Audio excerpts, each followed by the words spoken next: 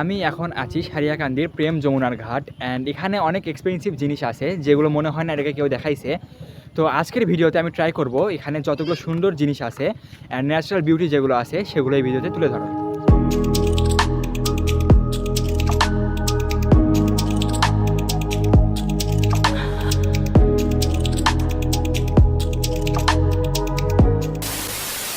তো এই কী অবস্থা সবার, এখন বিকাল 3টা বাজে অ্যান্ড আমি প্রায় 3 দিন থেকে বগুড়ায় আছি। অ্যান্ড বগুড়ায় আছি বাট আমার বগুড়ায় নানি বাড়ি, বাট আমি কিছু চিনি না, কারণ ছোটো থেকে বগুড়ায় এভাবে থাকাই হয়নি, আমার বাইরে ছিলাম। তো আজকে আমি আসছি সারিয়াকান্দি, কালকে আমি মহাস্থানগড় সব ভিডিও করছি, আপলোড দেওয়া হয়নি। তো আজকে যাচ্ছি, আমার সাথে শাওন, ওকে ইন্ট্রোডিউস করার মতো কিছু নাই, সব ভিডিওতেই থাকে। তো আমরা একটা ট্রান্সপোর্ট নিয়ে নিয়েছি, এখান থেকে মেবি 30 বা 40 টাকা ভাড়া। তো আমরা প্রায় চলে আসছি। আমি আসছিলাম প্রায় যখন ক্লাস 8-এ পড়ি, 2 বছর 3 বছর আগে, তখন আমি ভিডিও করতাম না প্রফেশনালি। তো জাস্ট এমনি ক্লিপ আছে কয়েকটা ফেসবুক আইডিতে, পেজ তখন ছিল না আমার। তো সামনের দিকে যাচ্ছি, এখানে কয়েকটা স্পট আছে, সবগুলোই আমি 3-4 দিন থাকবো, সবগুলোই ঘোরার ট্রাই করবো অ্যান্ড ভিডিও করার ট্রাই করবো। তো আজকে প্রথম যে স্পটটাতে যাচ্ছি এর নাম প্রেম যমুনার ঘাট। তো প্রায় 20 মিনিট রিক্সাতে জার্নি করার পর শেষমেশ পৌঁছাইছি। অ্যান্ড রাস্তার অবস্থা মোটামুটি ঠিক ছিল, যেরকম আশা করছি সেরকমই, আগের বাড়ি থেকে মোটামুটি অনেকটা উন্নত হয়েছে। অ্যান্ড এখানে যদি আসেন দেখতে পারবেন এপাশে অনেকগুলো বসার জায়গা আছে। বাট আমি আসছি দুপুরবেলা, একদম এখন 3টা বা 4টা বাজে, ওই কারণে সেরকম ভিড় নাই। আর এপাশে একটা নদী, এটা হচ্ছে যমুনা নদী, এখানে দেখবেন। তো পিছনে যদি খেয়াল করেন এখানে দেখবেন অনেকগুলো মানুষ পিছনে গোসল করতেছে, মেবি গ্রামেরই ছেলেপেলে ওরা।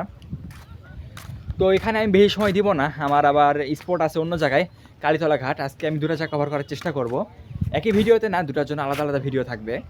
তো এখানে যদি এই নদীটার দিকে খেয়াল করেন মনে হবে এখানে একদম শুকনা অ্যান্ড ওখান নদী, বাট যখন বৃষ্টি হয় বা বর্ষাকাল তখন একদম এখান পর্যন্ত, মানে এখানে যেখানে ব্লক বলে এগুলোকে, এখন এই পর্যন্ত একদম পানি দিয়ে ভর্তি হয়ে যায়। তো তখন অনেক টুরিস্ট আসে এখানে ট্রাভেল করতে অ্যান্ড নেচারটাকে এনজয় করার জন্য। তো এখন যেহেতু সামার চলতেছে, সামার কয়েকদিন পর মনসুন চলে আসবে, তখন আবার বৃষ্টিতে ভরে যাবে, তখন জায়গাটা আসলে অনেক জোশ লাগে। আর এপাশে প্লেসটা অনেক বড়, যদি আসেন তাহলে বুঝতে পারবেন। তো রাস্তার পাশ দিয়ে এখানে হাঁটার সুন্দর জায়গা আছে, পিছনে যদি খেয়াল করেন। তো এই দিয়ে হাঁটতেছি, রাস্তার সাইডে লাল এবং সাদা দিয়ে পিলার দিয়ে ডিজাইন করছে, অনেক জোশ লাগতেছে দেখতে। এদিকে অনেক বড় বড় মাছ পাওয়া যায় আমি শুনছিলাম, বাট এখন পানি নাই, ওই কারণে আশা করতেছি না মাছ পাওয়া যাবে অত ভালো। তো একটু পর নদী ক্রস করব, ক্রস করে পাশে যাব, ওই পাশে শুনছি অনেক ভালো চর আছে। আমি যেহেতু কোনোদিন চরে যাইনি ওইভাবে, ওই ছোটোদের সাথে নানি বাড়িতে একবার গেছিলাম, তা ওইভাবে খেয়াল নাই, অনেক ছোটো ছিলাম তখন, তারপর থেকে নানি বাড়িতে যাওয়া হয়নি, বাইরে থাকা হয়। তো এখানে আসে আমাদের কিছু খাওয়া লাগবে, কারণ একদম শুয়ে গেছে গলা। সামনে একটা আইসক্রিমের দোকান পাইছি মামার কাছে। আইসক্রিম হবে?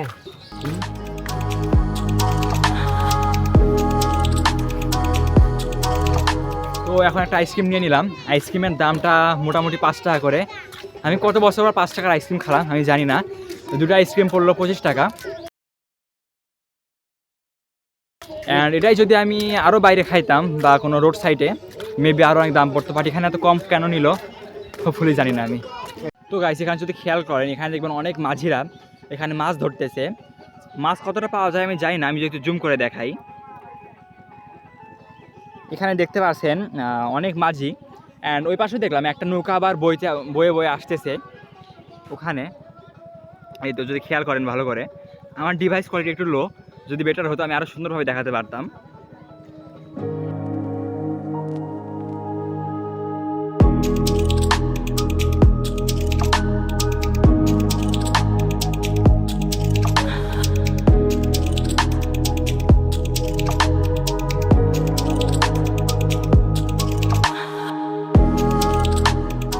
আমার পিছনে যে মোড়টা দেখতেছেন এই দিক দিয়ে যদি আমি চাই একদম মেইন রোডে বের হয়ে যেতে পারবো, কিন্তু আমি এখন বের হইতেছি না, কারণ আমার নৌকায় চড়ার প্ল্যান আছে। দেখি একটা যদি নৌকা পাই, একটা পিচ্ছে একটা বাচ্চাকে বললাম যে নৌকাতে নিয়ে ঘুরে বেড়াবা নাকি একটু, তো বাচ্চারা মেবি বোবা, কথা বলতে পারে না।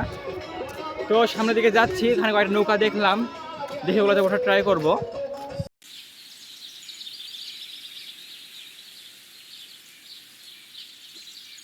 তো এ পাশে যেখানে নৌকা ছিল ওখানে ওঠার জন্য মামাদের বললাম, বাট ওরা যাবে মাছ ধরতে। অ্যান্ড যখন অন্য সময়গুলো থাকে, যখন পানি হয় তখন এখানে ট্যুরিস্টের জন্য নৌকাগুলো থাকে, এখনও আসে, বাট বিকালবেলা আমরা আসি দূরবেলা 3টা বা 4টা বাজে, এই সময় সবাই কেউ যেতে চাচ্ছে না।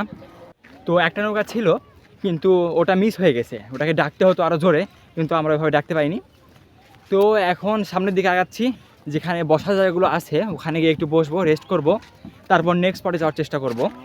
তো এখন এখানে ঘোরাঘুরির পর প্রায় একদম ঘামে গেছি, ওই কারণে দোকানে গেলাম মোজো বা কিছু নেওয়ার জন্য।